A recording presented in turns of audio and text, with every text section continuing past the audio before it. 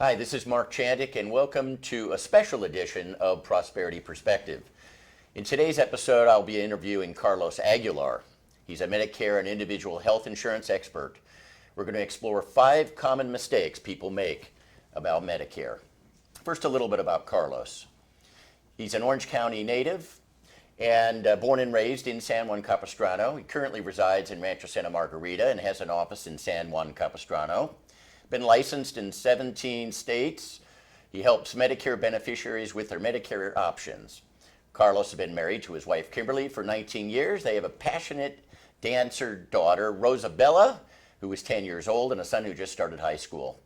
Noah is 14 and is low verbal, autistic, and epileptic. The constant need for care for his son is what gives him empathy to serve his community. Carlos is the past president of the Rotary Club of San Juan Capistrano and the current board president for California Youth Services, a nonprofit organization that helps Orange County youth struggling with addiction and mental health challenges. One of his clients described him as having a servant's heart with a shepherd's touch. Words he doesn't take lightly, humbled, and strives to exemplify those words daily. Let's dive right in with a quick history behind Medicare. Welcome, Carlos. Thanks for having me. So Medicare is a very, very confusing subject that every 65-year-old has to deal with. So I thought it might be great to start at the start, which is a little bit of the history of Medicare. Sure, absolutely. So pre-Medicare era, that would be obviously before Medicare started, and the U.S. realized that there was a significant challenge in accessing affordable health care for our seniors. So in the early 20th century, there was a growing concern again that these folks were not going to have comprehensive national health coverage. So they knew that there needed to be a system. So in 1935, the Social Security Act came about. And that was a program that was going to help them with financial help, but not really health insurance. So it was a major step forward, but they realized that they still had to do something with the health coverage. So in 1960, that was when Medicare, in the 60s, it was created by Lyndon B. Johnson in 1965. So, typically folks are 65 years of age when they're eligible for Medicare, so it's kind of easy to remember when it started. It was in 1965, and that was the Medicare Act. It was signed on July 30th, 1965 by President Lyndon B. Johnson, and this was a landmark legislation establishing Medicare as a federal program. And that was for people age 65 and over, regardless of income or medical history, and the programs had 2 initial parts.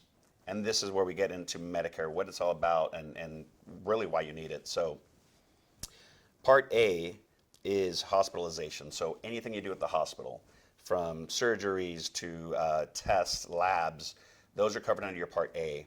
And then Part B is anything done by a medical professional. So your doctors, outpatient services done at the doctor's office. So again, it's labs, CAT scans, procedures done by them, x-rays. And you want to get both, A and B. And then that's where we dive into, as you mentioned, some of the common mistakes we want to avoid. So, number 1, it's knowing your enrollment periods. When you turn 65, that is your initial enrollment window. I tell folks 6 months, 8 months before they're getting ready to turn 65, let's start to discuss and understand what their options are, because they could be working. And if they are, and if they have employer coverage, as long as there's more than 20 employees, they do not have to start Medicare. They can continue on their group insurance, and that will be their health plan. But once they decide to retire, leave that job, lose the coverage, a few months before, we want to plan. We want to make sure that we notify Social Security, that we fill out the right documentation, that they get their A and B ready so that when they do retire, we can then get them a plan to kick in as soon as their plan ends. Now, I will say, some folks, it doesn't hurt to start your Part A at 65, because then you're already in the system, you have your Medicare card, you have a Medicare number, and when you do decide to retire, or even God forbid you get laid off, nobody expects that, but if it does happen, you already have your information in place. So now you can go ahead and notify Social Security that you need your Part B active, and that's a much quicker process. So we can actually jump into something much quicker. So, and then of course, for those that are self-employed that do not have group insurance, you need to start Medicare at 65. So It just depends on the person's scenario, depending on what their coverage is. And again, the window is 3 months before your birthday, the month of your birthday, and the 3 months after. So you have 7 months to enroll into Medicare. And again, the common mistake is that if people don't know that and they miss that window, then they need to wait till another enrollment period or a special election. So, example, individual turned 65 in April. They would be able to apply January, February, and March, the birthday month in April, and then May, June, July. But if they all of a sudden lose their group insurance in September, October, November, they will have a special election. That's a good thing. And they will be able to apply it then. Those folks are good. But the folks that didn't have coverage are now going to have to wait until the general enrollment period in the new year. So the first 3 months of the year gives them an election period to apply for Medicare. So again, the common mistake here is that not knowing when and where and really just planning. So that's why we talk to folks and really understand what their needs are, what they currently have, and when their periods are. And it's not just the initial enrollment, but future enrollments, things might change, right? I mean, needs change, we get older, more things happen. So just explaining to folks what their enrollment periods are, when they can change in the future if needed. So the takeaway here is you can't start early enough and gather all the facts so that you're ready to make a great decision. Correct. And hopefully avoid some of the mistakes that you were talking Absolutely. about. The second mistake that Carlos is going to talk about today is not researching the providers and the networks that are available. Don't assume that your doctor takes all Medicare plans. So can you talk a little bit about that, Carlos? Absolutely, absolutely. So one of the very first things we do is we ask our clients for the list of their doctors. We want to know the medications they take, and then we explain the options to make sure that what they pick is going to work with the providers they see, their hospitals, and these things do change. Contracts are renegotiated. Sometimes they are canceled outright. Recently, we just had some folks that the insurance carrier was no longer going to work with a medical group, and if that happens, we need to have alternatives, be able to change. So one of the very first things we do is we find their doctors in the network. With an HMO plan, you have to have doctors in the network. You cannot go out, right? Your primary doctor refers you to specialists within that group, and that is quintessential HMO. That's how it works. With a PPO, you have a little bit more flexibility. So if you had 3 doctors in 3 different medical groups, they may all line up, and that's great. So now you can do a PPO plan and know that your doctors are in network and your costs will be reduced. If you go out of that network, on an HMO, you can't do it. You will pay all the costs out of pocket. So you don't want to do that. With a PPO, you'll have the ability to go out of network as long as that doctor or hospital takes the plan as is and the compensation is adequate for them, but you will pay more. So I always tell folks, yes, a PPO gives you flexibility, but you're probably going to stay in network as much as possible because it will reduce your cost. But you do have the flexibility to go out. So those are the differences between Advantage HMO, Advantage PPO, and then you have this other option, and those are supplements. Those do come at an additional cost, but it allows you to go anywhere in the country where Medicare is accepted.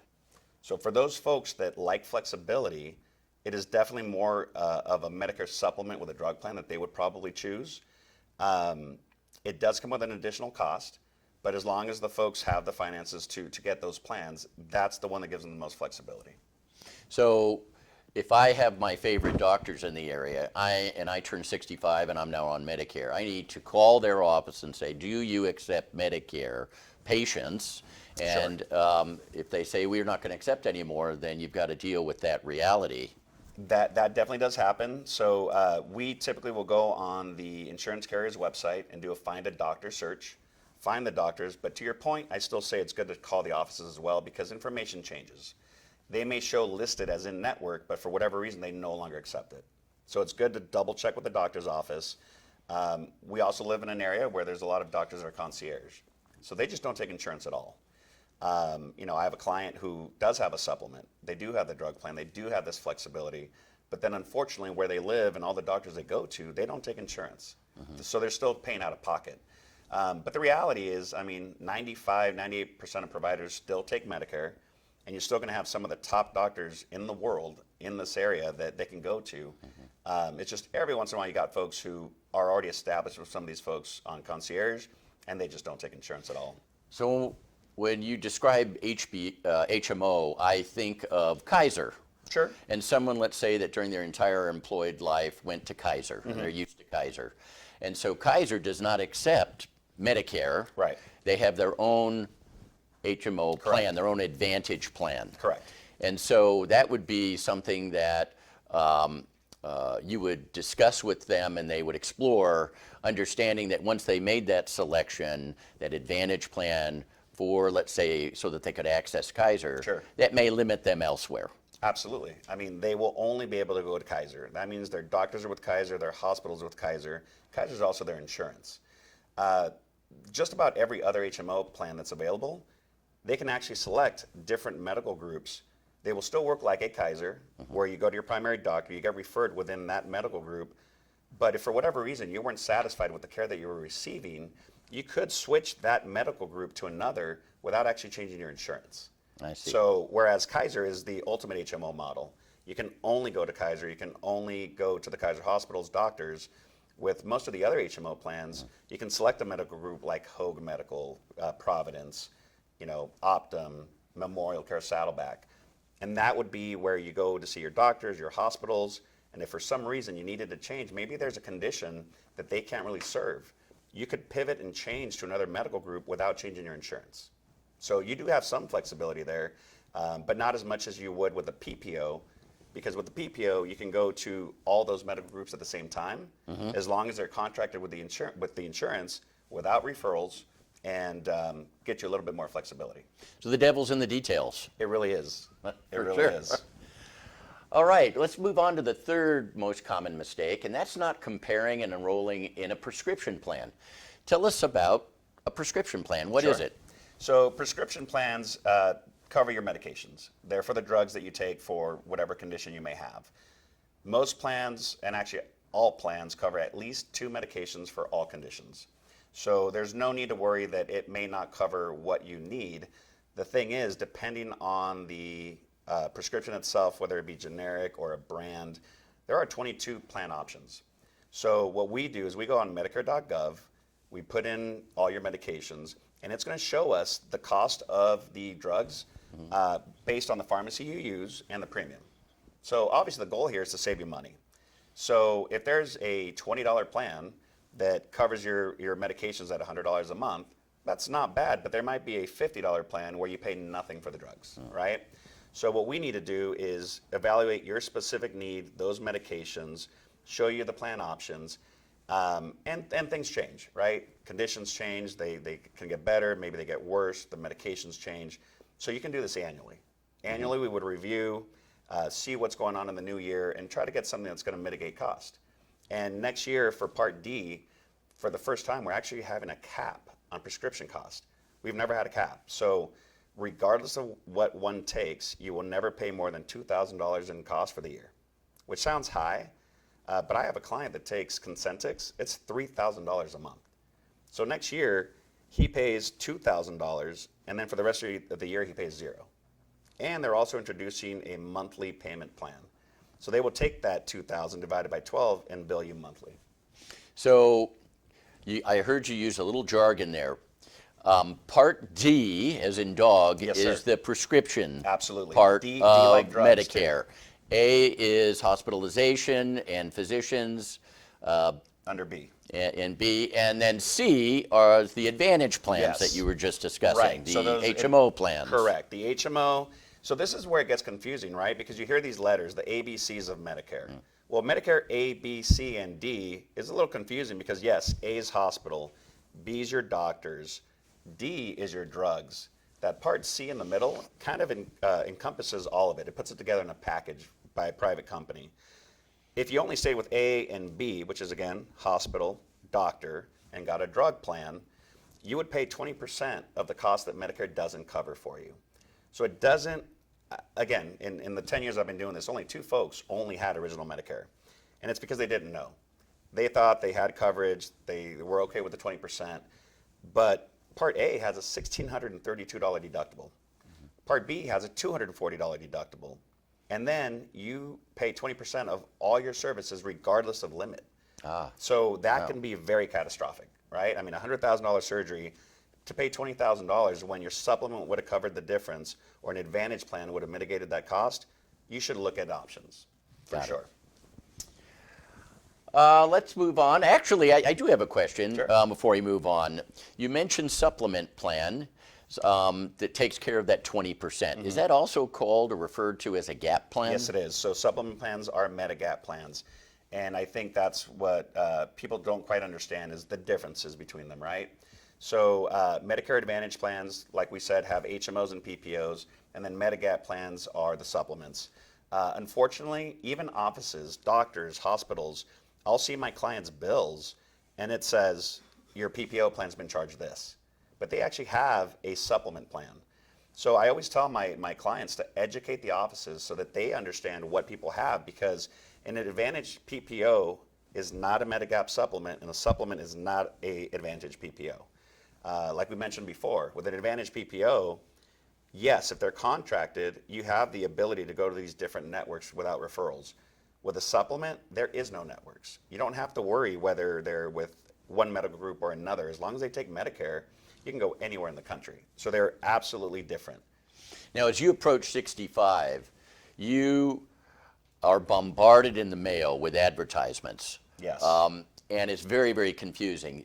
These plans that you seem to be, like daily receiving solicitations, these are for Medicare Advantage plans, the Part C plan that you've been describing. Is that correct? That is very correct. Okay. And that is one of the most heavily regulated parts of Medicare, which I am still just dumbfounded at how much information gets sent out. I am really not supposed to send that stuff out, but folks do it all the time. And as you said, it's very confusing. So, and they always talk about free this, free that, all these different programs that you can get, from gym membership to dental, vision, hearing. But I really want to tell folks, like, strip that all back and go to what's important. It's your medical care. It's the doctors, the prescriptions. Make sure that you understand what you're getting. I mean, yes, those bells and whistles are great, but that's just extra. We want to make sure that you're actually covered for your actual needs, right? So those ads, yeah, they have a lot of great things. And my clients call me all the time. I just got this ad and it talks about food, groceries, that I can get actual groceries. I said you can, but it's very possible that you actually have to qualify for Medi-Cal in order to receive that benefit, and they don't realize that. So it's a lot of education, right? And again, it's understanding the cost of Medicare. I think there's an assumption that Medicare is free or doesn't cost anything. When folks turn 65, they sign up for Medicare, and the minimum and typically the average that somebody pays is $174.70 a month, $174.70 currently. And it is based on income. So a single person reporting less than $103,000 will pay the minimum, and a couple at $206,000 in annual income will pay the minimum. And then there's a gradual increase called IRMA. We were discussing IRMA, which stands for Income Related Monthly Adjustment Amount. And depending on what you make, and it does go on a 2-year look back. So if you had a great year 2 years ago, you may be paying more for your Medicare. And if that's the case, if you're making less, or say you retired and you know that your income is now going to be less, you could actually apply, submit a form called the Life Change Form, and the Social Security Administration will actually look at that and say, okay, I understand that you had this great year, but now this is your income going forward, or maybe you've retired and it's significantly reduced. They will actually reduce your Part B premium. So that's the cost of Part B. We also mentioned, we didn't talk about Part A cost. Part A, as long as you worked 10 years, 40 quarters, and paid into the system, the Medicare system, your Part A is at no cost to you. But if you did not do that, it can be as much as $505 for Part A. So remember, it's quarters. It's quarters earned, quarters paid into Medicare. 0 to 29 quarters, you'd actually pay the full amount, which is $505, which is a pretty significant amount. And if you did 30 to 39 quarters, or 31 to the end there, it would be a reduced $278. But most folks have worked at least 10 years, paid into the system. I mean, perfect example, I have a teacher cousin who, thank God, before she started teaching, she actually had a job for about 8.5 years. So she doesn't have to pay the 505, but she still has a cost to her, where most folks don't. So 95% of Americans will pay 0 for A, 175 for B, that 174.70, and then that's when we look at, do they want a Medicare Advantage Part C, HMO or PPO, or would they like to pay a little bit more up front with a supplement drug plan, which is the Medigap, and have flexibility to go where they like. So you mentioned IRMA, and so there's the costs that you outlined were for people that are underneath a threshold. Sure. Anything over that, you pay a graduated higher premium, if you will. Correct. Does the Medicare system automatically connect and talk to the IRS so that it looks at your tax return and then it tells you Absolutely. what you're going to be paying? That's correct. So they know, I mean, when you apply, they send you a letter, and it says it there if you're going to have IRMA or not. And, you know, as I mentioned, it is based on 2-year look back. So they already have those taxes in. Every once in a while, we do run into situations where maybe somebody is behind on their taxes, and that can get a little tricky. But that's definitely something that goes back to Social Security with the IRS to figure out what their costs would be. Are those costs deducted from someone's Social Security check if they're actively taking Social Security? Yes, absolutely. So if somebody has already taken Social Security, they will actually just have that amount automatically deducted from their check. Also, if somebody is under 65, already collecting Social Security, they will automatically be enrolled in Medicare. So they don't actually have to go and apply. They're taking Medicare out is already going to auto-enroll them into Medicare. So my brother-in-law was a perfect example. He was covered under my sister's health insurance, but because he was taking his Social Security check, they auto-enrolled him into Medicare and started billing him $174.70 a month, even though he had coverage. So he had to let Social Security know, we still have employer coverage, I don't need this yet, so they put it on pause. Okay, great. I have a couple of things come to mind that questions that clients have asked me. One is the prescription Part D. You can shop that and change that annually? Yes, yes, so you can. So every single year, you can shop your plans, whether they be Advantage, HMO or PPO, or a standalone drug plan. So October 15th to December 7th is the enrollment window, so that's annual enrollment, and any change you make in that time will take effect on the new year. So every single year, I definitely think that folks should see what's available, because things change. Things are always changing, they're evolving. If you haven't looked at your plan in years, that you might be missing out on some benefits that weren't even available when you signed up. So That's good advice. Another question that comes to mind is if you pass on Part B and then for some reason you lose coverage at work because you were counting on that, and then you try to go back and get Part B, that's very, very difficult once your enrollment period ends. Is that correct? So you do have to be cautious of that, not only because of the enrollment periods, but also the penalties. So we haven't even discussed penalties. If you do not get Part B when you're first eligible for Medicare, if you have group insurance, you're fine because you have the group insurance and that stays as your primary insurance. But if you do not have insurance, so say you're self-employed and you get your insurance direct through the carrier, and then 2 years down the line, someone says, did you ever sign up for Medicare? And you realize you didn't, you're going to have a 2-year gap. They're going to bill you an extra 10% on that Part B premium for every year you didn't have coverage when you should have gotten it. And that sticks with you for the rest of your life. And if you want to purchase a Medicare Gap Policy, which is normally without, I guess, medical underwriting, you then have to qualify medically, which Right. could be a big stumbling block for Correct. someone. Oh, absolutely. So, I mean, God forbid somebody has cancer and then they want a plan. If they go through medical underwriting, they're just not going to get it. So a Medicare supplement will not be an option at that point. Yeah. So that might be a reason why somebody has to go Advantage because they couldn't. But when you're losing employer coverage, you're a guaranteed issue into that supplement plan. So timing is vitally important, and understanding, again, the details. Seems to me, Carlos, that people would be, I think, very, very smart to work with someone like you, who is an expert in Medicare, so that you can I guess, go through all of the different options and advise them accordingly. Can you tell us a little bit about what an independent person like yourself does or provides for a client? Sure. So as you mentioned, it's about planning, the devil's in the details. So it's understanding the client's needs, medical needs, also understanding the financial ability to pay. So we want to outline their options, also explain, as you mentioned, the reasons why you would select something today versus tomorrow, because you do have guaranteed issue now. So maybe they do start with a supplement. Maybe they use that to go out and vet doctors and have some flexibility. But then once they're comfortable, as you mentioned with the Kaiser model, once you have your team of physicians, you could then say, well, they're all in my Advantage HMO, so I could save the money on the premium. And now that I know the doctors, I'm happy with my team, I can go with an Advantage HMO that they all take and save the money. So it's just helping them understand what their steps are, when they can make them, and giving them options so that if something does happen, I want to make sure that my client understands that you can pick something today and it'll work with you just fine. But if something changes with your medical history, financial too, you know when you can pivot and change to still work for you. And then another big thing is moving. So here in Orange County currently, we have 78 Advantage plans.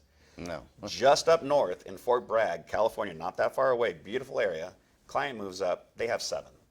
So the more plans you have, there's competition amongst the plans to get your business, get your enrollment. So the cost is lower, the out-of-pockets, the co-pays, co-insurances. And then in some of these more rural areas, you have less doctors, less hospitals, and there's more cost to the plans. So there's going to be more cost to the consumer. So when a client says, I'm looking at these 3 places that I might move to, well, let's look at the options. I know Medicare won't be the one reason why you choose one county over another, but it may, because I sure wouldn't want to be in an area where I don't have a lot of options for medical as I'm aging. So definitely you want to make sure that you understand where you're moving to, what's available, and it's something that's going to take care of your needs. Well, thank you, Carlos. I can tell you with my 40 years of experience in financial services and advising clients, this is one of the most important decisions people make, the most confusing to make.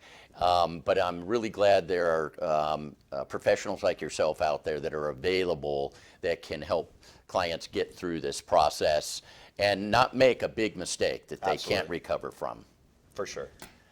I hope you've enjoyed this episode of The Prosperity Perspective. Please hit the like and subscribe buttons down below if you want to see more videos like this. If you're interested in a free copy of my book, please click the link in the description, or if you have any questions for myself or Carlos, please don't hesitate to reach out. Our contact information is also in the description below. This is Mark Chandik, and I'll see you on the next edition of The Prosperity Perspective.